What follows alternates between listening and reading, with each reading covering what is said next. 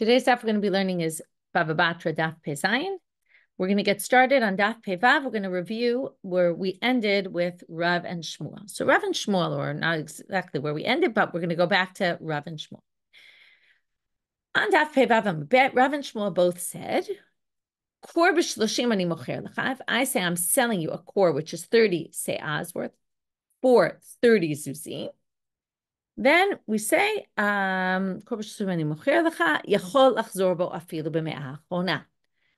the buyer has all those se'ot in his possession or her possession, then it's not a final sale. So they can always go back. But if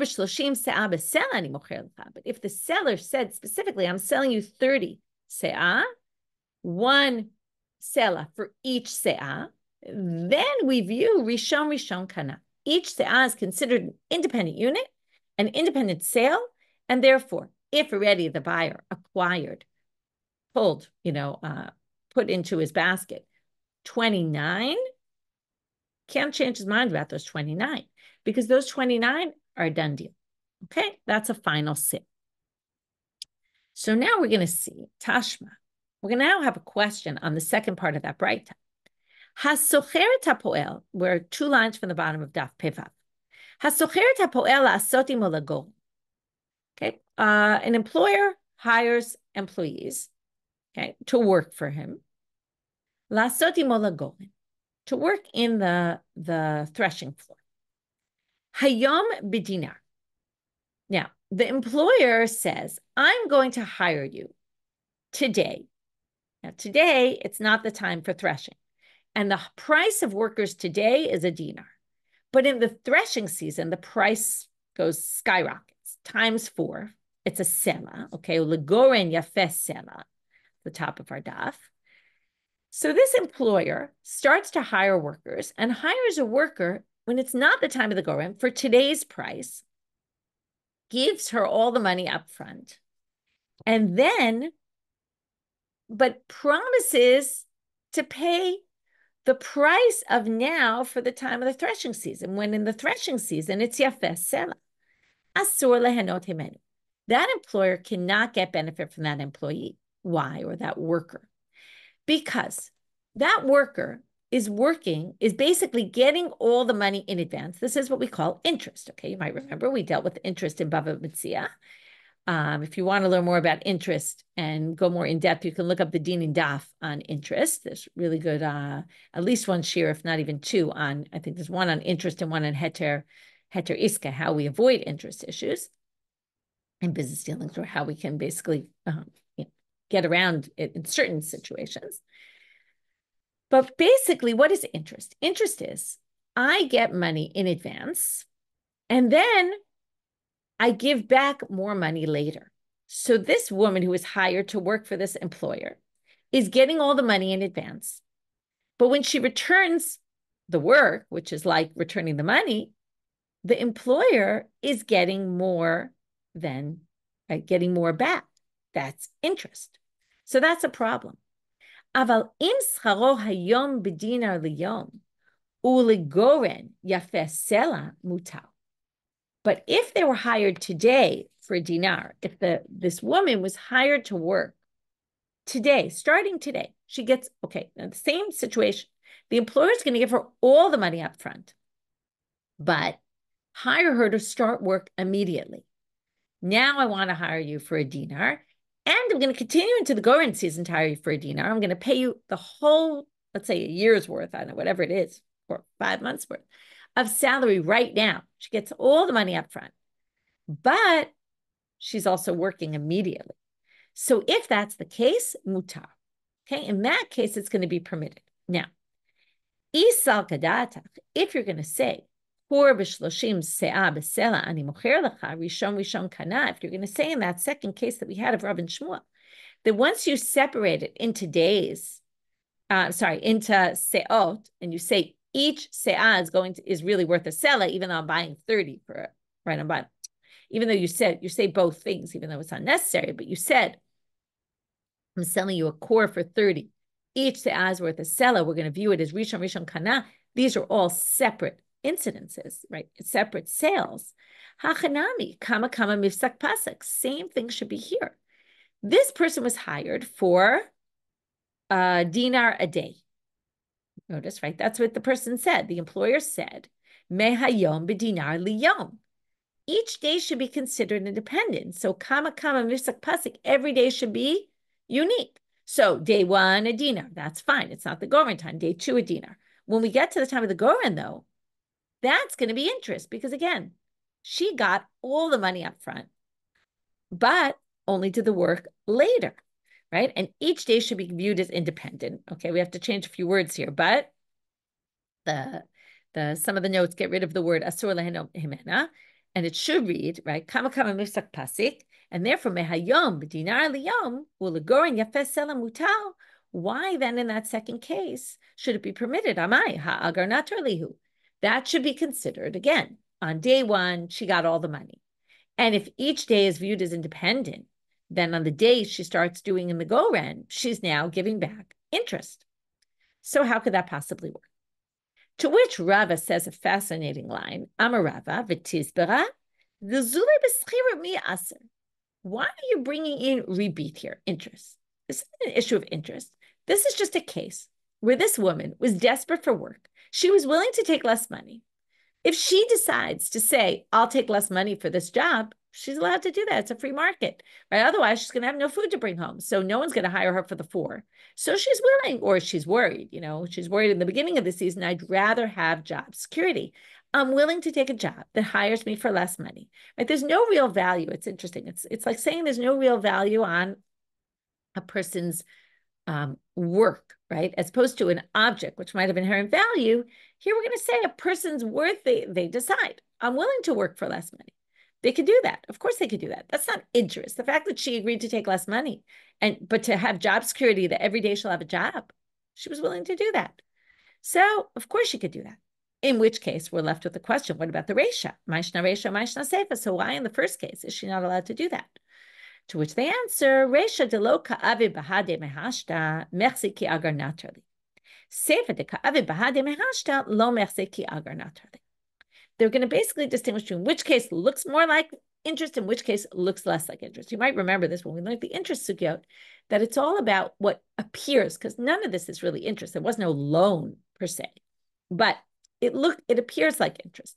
Now, if she doesn't work now at all and she gets the money up front and later she works, that looks like interest because there's a break in between the time that she gets the money and the time that she returns the money, which is really returning by working.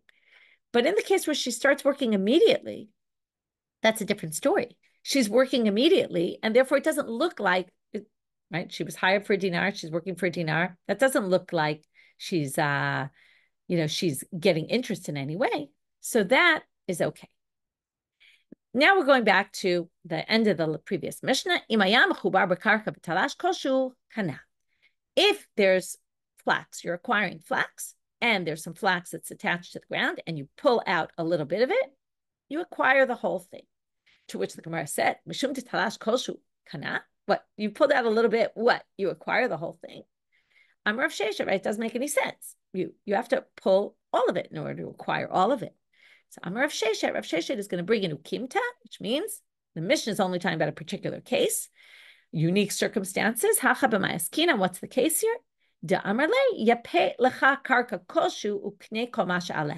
one who was selling said to the one who was buying, clean up this land a little bit, meaning take off the flax from it and then I can go plow it and it'll be clean, so to speak, right? Fix it up a little bit. And with that, which basically means take a little bit of flax, and with that, you'll acquire everything. If the seller said that, then the buyer acquires everything by pulling that out. But if not, then no, there's no way. New Mishnah.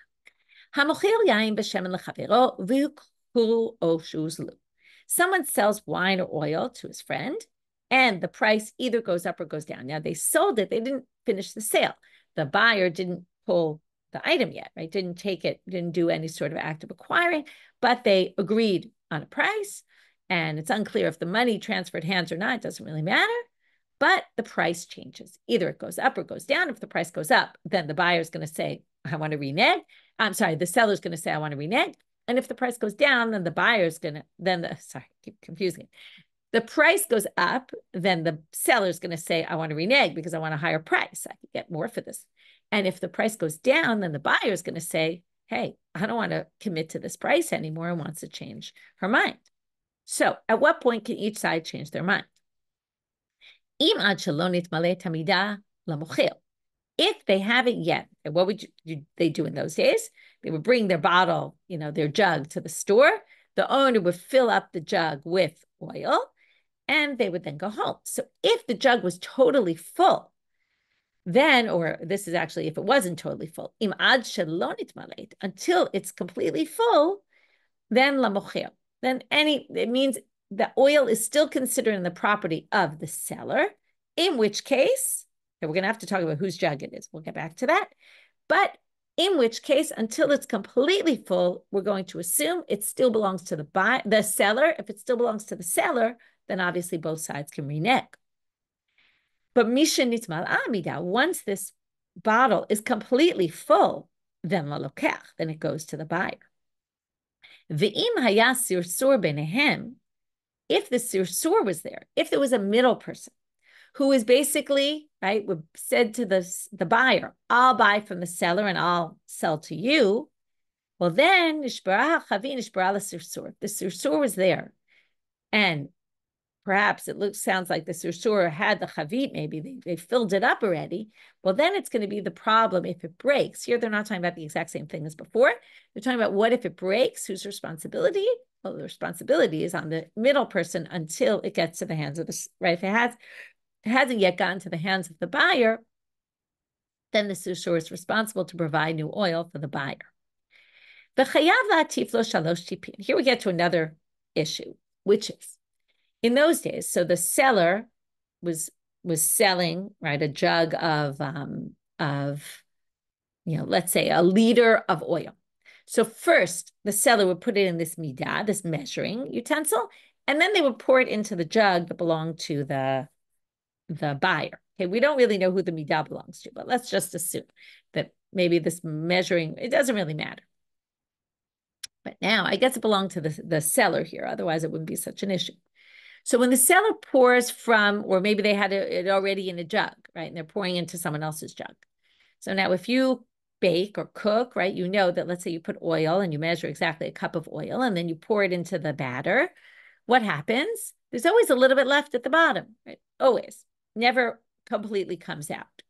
So what does the seller have to do when it measures it in this utensil and then pours it into the jug to give for the sale?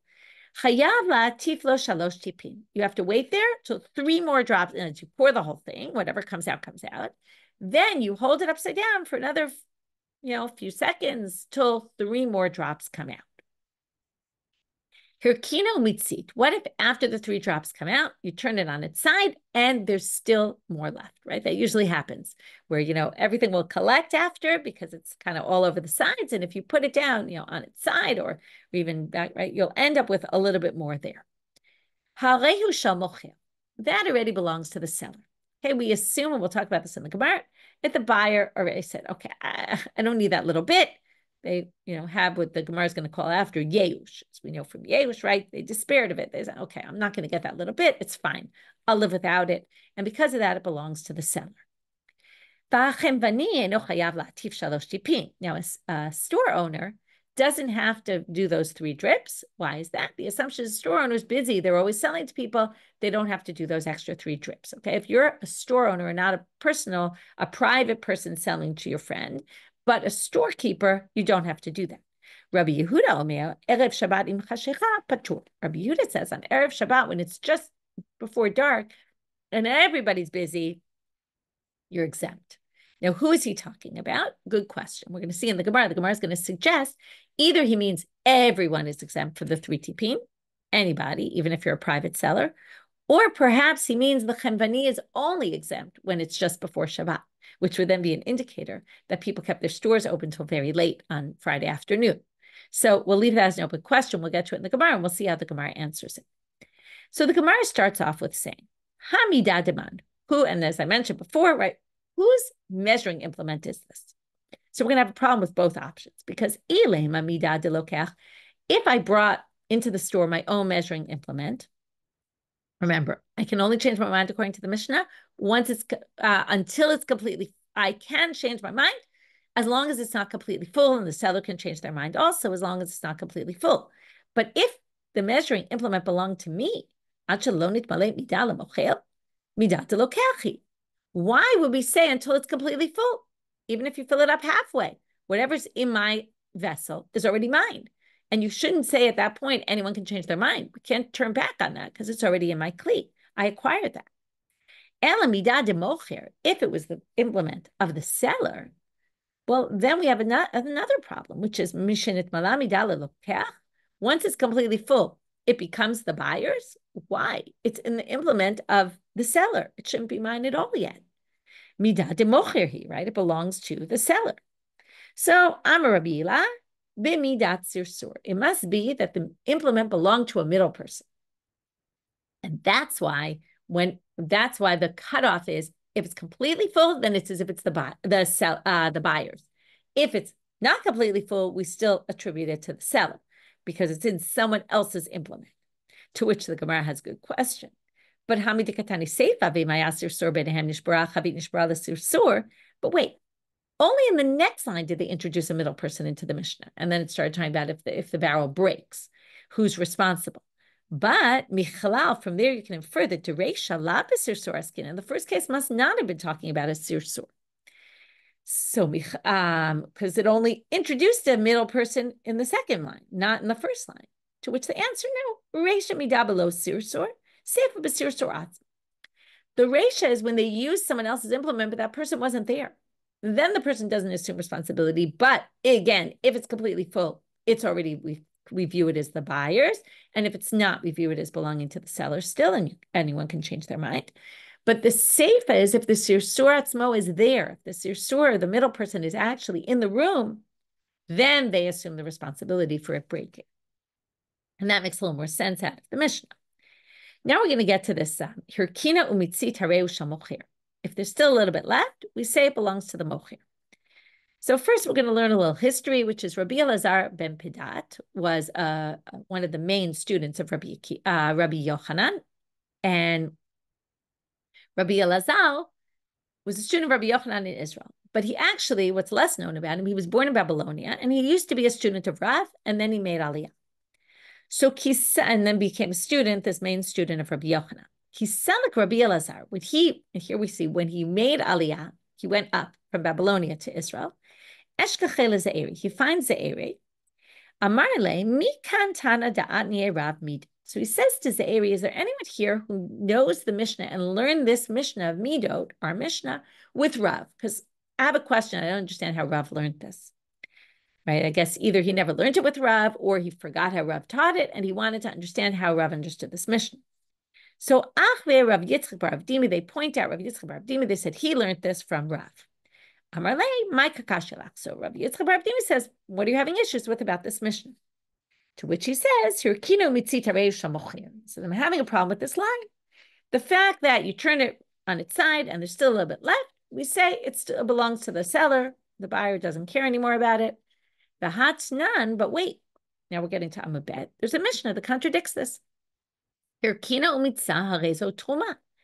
a parallel case, if I was giving truma to a kohen and I was pouring oil of truma into their jug, and there was a little bit left in my jug, it's considered truma still. Now, according to the comparison, now it's not a fair comparison, and we'll talk about why in a minute, but let's assume we mean here, does it belong to me or does it belong to the kohen? So if I'm like a seller and the kohen is like the buyer, well, we said it belongs to me, whatever's left, because the kohen kind of gives up on really getting it. So why would we say it's truma, though? It shouldn't be truma. It should be mine. Which he says, we said about this. Amar Rabbi Avau said, Mishum Yeush Baalim Naguba. Now, the issue all has to do with Yeush. And that's what I said before, that the buyer basically says, I don't care about this. And perhaps the kohen maybe says, I don't care about it. But it doesn't mean it's not truma. What does it mean it's truma? It means if I'm left with this little bit, there was already truma to begin with. Once we call it truma, it's truma. It's sanctified. So even if the kohen doesn't want it, I still have to treat it with sanctity. I can't use it at all because it's truma and I'm not a Kohen. So that's a totally different issue. It has nothing to do with whether the Kohen cares about it or not, or the buyer cares about it or not. That's a different story. So answered in that way, he answered his question. Now we get to the last part of this Mishnah. And our question that we said before, here comes the question. They asked the following question. Rabbi Yehuda Areshakai ulekula odilma asefakai ulechumra. When Rabbi Yehuda said that Erev Shabbat im Chashicha, when it's close to Shabbat, they're exempt because there isn't enough time, was he talking about anybody is exempt? Meaning everybody has to do these Shalosh Tipin, but not a Chemvani. A Chemvani never needs to do it. And everybody else, if they're giving to their neighbor Erev Shabbat before dark, and they're selling to their neighbor, they don't have to measure the 3 drops.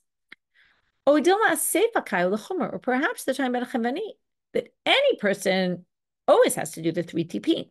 But the storekeeper, when it's close to Shabbat, they're trying to close up their store, they don't have to do that because they're too busy then. So, Tashma, let's learn from here. Tanya Rabbi Yehuda Omil. Here comes a braita. Rabbi Yehuda says, Erev Shabbat im chashecha chemvani patur mipnei shechemvani tarud. Erev Shabbat, when it gets dark, the chemvani is exempt because the chemvani is busy.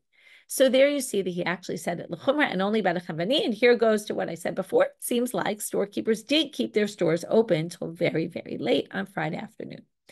Or at least possibly they did. Okay, new Mishnah. This is a complicated Mishnah. We're going to have 4 different interpretations of this Mishnah. It's an interesting case. It raises all sorts of interesting issues, which are actually relevant. You can think about when you go to a store. So we're only going to get to 2 explanations today. Hasholechet beno etzel chemvani. Okay, in parentheses, it says upinyon biyado. Okay, he has a coin in his hand. Okay, whether you say it or not, but let's just assume he has this coin in his hand that's worth 2 isarim. Okay, so guy sends his son to the store. We assume he's selling his son to go buy something. So he measures out, the storekeeper measures out an isar's worth of shemen, half of what he had in his hand. The kid had 2 isarim, but he, I guess, only wanted to buy 1 isar's worth. So the kid gets back what? Number 1, shemen, oil. Number 2, he gets back the isar. He gets 1 isar of change. Okay, because he brought 2 isarim, right? A punyon, which was worth 2 isarim. And then the kid starts going home. So he ends up really with 3 things, though, because oil you have to put into something. So he ends up with a jug, which we don't know was the jug from home or was the jug belonging to the storekeeper. We'll get to that. Okay. In fact, I'll tell you a story of a woman in my community who made aliyah at age 10 on one of the youth aliyot. Actually forced her to get married. So she came 10 years old, married. Crazy story. They married her off to someone much older. At the time, she was 10. I think it was 10 years older. And she gets to Israel. She's 10 years old. She could barely, right? She's living on her own. She goes to the shuk to get oil. Now she doesn't have, like the guy says to her, "Where's your jug to put the oil in?" And she says, I don't have one, so he gives her a cup and she describes how, she had shoes after half a year, her shoes didn't fit her anymore and she could barely walk and she would trip and the oil would spill, total mess. But what do you see from that story? Why did I think of this? Because in those days, and presumably also in the times of the Gemara, people would bring their own jugs. Right now we go buy olive oil, we buy it in a glass jar, a glass bottle, bring our own utensil to fill it up. But in those days, that's what they would do, right? And if they did it in the 50s, then they obviously did it right back in the time of the Gemara, or at least you can assume that was probably the default, although we're going to have a whole discussion about this. It goes back also to the previous one about who's measuring implement, but that's a little different. This is whose jar is it? So in this case, let's just assume the kid brings the jar with him, and that's what's going to make this Mishnah hard to understand. Father sends the kid with the jug, with money.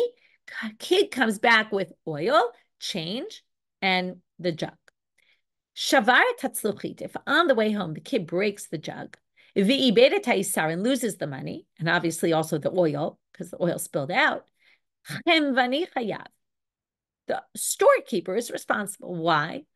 What was the storekeeper doing? Sending this child who's totally irresponsible with the stuff. Now it's a little weird. The father sent the child. So We have to talk about this. Rabbi Yehuda Poteo, Rabbi Yehuda says, what are you talking about? Of course, the Chemvani storekeeper is exempt. Exactly what we just said. The father sent the child to get the oil, so it's the father's responsibility, not the storekeeper's. Umodim chachamim l'Rabbi Yehuda b'zman shatzluchit biyad hatinok. This is going to make it even more complicated. The rabbis agree with Rabbi Yehuda. B'zman shatzluchit biyad hatinok, if the tzluchit was in the hands of the child. Now, tinok usually means baby, but not in the Mishna. What the difference between this case is, it's unclear. At first glance, it looks like because it's a little child, but no, it doesn't seem to be that that's the case. It's somehow, if the jug is in the hands of the child, and then the storekeeper measured into it, then the chemvani will be exempt. Okay, what this means, we don't yet know. It's going to depend on which interpretation we accept, and we'll see. So the Gemara starts off by saying, we understand the machloket about the money and the oil, because the Rabbanan Savri la'udu yeshad, right? The rabbis hold, and now we'll finally understand the rabbi's position, the father didn't send the child to actually purchase it, didn't want the chemvani, the storekeeper, to send the stuff with the child. The father just wanted to tell the storekeeper that he's interested in buying. The Rabbi Yehuda Tzavar l'shiduri le'shad. Rabbi Yehuda says, what are you talking about? Sent his child, obviously, to go buy it and bring it home. Ella. So that I get. Therefore, one says the chemvani shouldn't have sent it, and therefore it's responsible for the money, the change they sent back, and for the oil. And Rabbi Yehuda says, no, the storekeeper is not responsible. But Ella shavar tzluchi, but assuming, like I said before, that the child was sent with the father already with this jug, avidam yati. The father knew he was sending it to be destroyed, meaning he knew the kid might break it. So it's the father's responsibility, not the storekeeper's. So Amar Rav Oshaya, first interpretation, we're talking about a case where the owner of the store also sold jugs. And what happened here? Well, I'm sorry, I didn't say that right. The balabayit mocher tzluchiyot, I said that wrong entirely. The owner, meaning the father who sent the child, also sells something. In other words, in those days also, sometimes people will go to a store and sell something. So what happened? The chemvani picked up the jug to look at it, to check it, to see, do I want to buy this or not? So the kid comes with this jug and the storekeeper starts looking at it. Maybe I'll buy it from you. Now, once the storekeeper looked at it to buy, Shmuel holds, to Amar Shmuel, and then this would correspond, the Mishna would correspond with what Shmuel said, or the rabbis at least would. Damar Shmuel hanotil klima na'uman amanala bakro. If you take something from a